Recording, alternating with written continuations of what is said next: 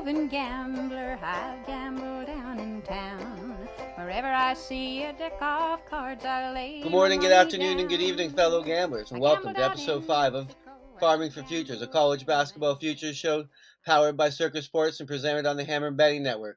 My name is DaCoochie Bets, and I'll be here every Wednesday until the end of March talking to you about some college basketball teams I think are worth adding to your portfolio.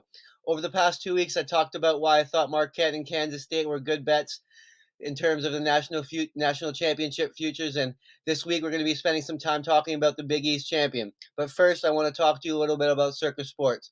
Circa Sports is the only place you can bet like the pros do. Enjoy better money line splits, the lowest hold percentage, big at bets, and the best customer service in the industry, all at Circa Sports.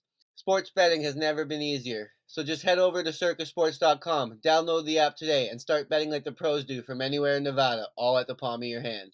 So as I mentioned off the top of the show, we're going to be talking about the Big East Championship in terms of futures and in season, obviously, as we don't know how the bracket's shaping up for the tournament. And right now it's a 4-horse race at the top. Xavier's got 2 losses. They're leading in terms of the standings and in terms of the odds. Marquette, Creighton follow closely behind. And then we got Providence, who also have 3 losses, just like Marquette and Creighton. Yet Providence is at 14-1 on the betting market. That doesn't make a whole lot of sense to me, considering kind of the remaining schedule and the other variables at play here. I'll give you a little bit of background on Providence first and foremost, why I like them at this number. 17th in adjusted efficiency on offense, 61st in adjusted efficiency on defense. 5 of their last 8 games come at home where they're undefeated on the season so far, 15-0. Solid guard play. Bryce Hopkins does his job as well as we saw last year. He gets this team in the offense.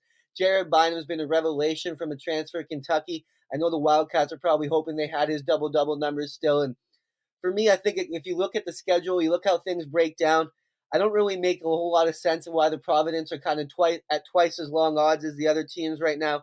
They do a good job of crashing the glass. They're top 5 in terms of offensive rebounding rate.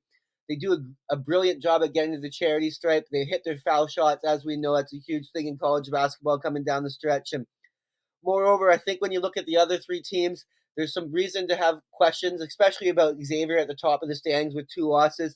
4 of their last 7 games all come on the road. Their defense is outside the top 10 in adjusted efficiency, and they've won 5 of 6 one-possession games in the Big East so far.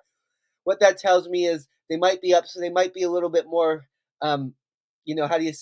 vulnerable to an upset against the lower teams. They got DePaul on the road. They've played them close already this season.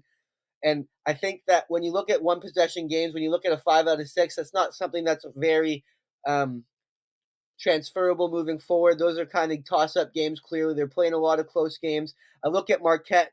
Yes, I love them at 60-1 to win the national championship, but they play Creighton away. Creighton's one of the best home teams like Providence in the Big East. They're trending in the right direction, the Blue Jays are. And then they have Xavier at home. Not another great matchup. 2 high offensive teams, really a coin flip in my estimation. Then you come down to Creighton, who I do see the argument for why Creighton might be the team to win it. They've won 6 in a row, obviously, but what they have to do is they have to play Providence and UConn at home. 2 games that I'm projecting to be very close battles, coin toss type of situations. They might be slight home favorites. Meanwhile, they go to Marquette on the road.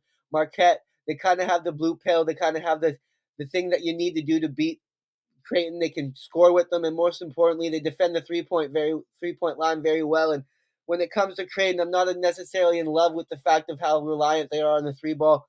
When they hit more than 35% of their shots from the 3-point land on this season, they've lost only once. When they don't hit them, they've only won 3 times. So a Creighton team who really needs the 3-ball to go down, who has 3 tough games on their schedule. A Marquette team who, yes, they've been pumping points up like at the elite level, but their defense maybe leaves something to be desired. The same can be said about Xavier. Moreover, Xavier's playing a lot of close games so far. They've been on the right side of that. I'm not necessarily sure how long that continues. So when you piece all that together and you add in the nice little bit fact that the second last game of the season for Providence is at home to Xavier, it gives us a nice little hedge spot that's potentially 14-1. We're going to have a nice number if they're in the running for that position. If they're tied for Xavier, absolutely, then this gives us a billion hedge spot against an Xavier team who will be on the road going against the hopefully undefeated Friars team at home. I expect we'll get a plus sign. That's always nice when you're hedging. You don't have to lay down too much to kind of get our money back. And lastly, another reason a little bit under the radar why I think 14-1 is a lot better than 5-1 or 3-1 in this situation. Is most of the house rules in this market end in dead heat, which means if there's more than one champion of the Big East in the regular season, we're going to split the odds. We're going to pay it half back. If you split down 14-1, we're still getting 7-1. That's a great number, no matter how you slice it. Meanwhile, you slice those other numbers in half, you're getting one plus 150, plus 250.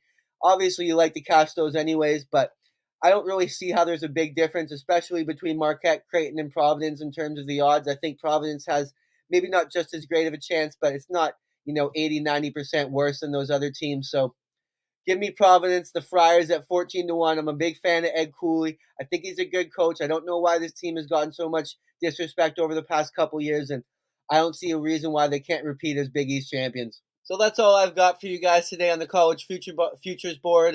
Like I said, there's plenty of reasons to like the number at 14-1 for the Friars to win the Big East. And if you enjoyed this video, make sure you like and subscribe to the Hit the Books YouTube channel. It's a great resource for any college basketball betting needs during the season. It's not just me here on Wednesdays. There's plenty of guys doing great work every day of the week, giving you winners. And speaking of winners, there's a place you want to bring those winners to if you're in Nevada, and that's Circa Sports, because that Circa Sports betting really has never been easier. Get the big gap bets, better money line splits, the lowest hold percentage, and all of it comes with the best customer service only at Circa Sports. So go, if you've not done so already, download the app today. Start betting and funding like the pros do from anywhere in Nevada, all in the palm of your hands, only at Circa Sports. Have yourselves a great day, fellas. Let's win some bets. I am a roving gambler. I've gambled down in town. Wherever I see a deck of cards, I lay my money down. I gambled out in Mexico and I've gambled up in Maine. I'm going back to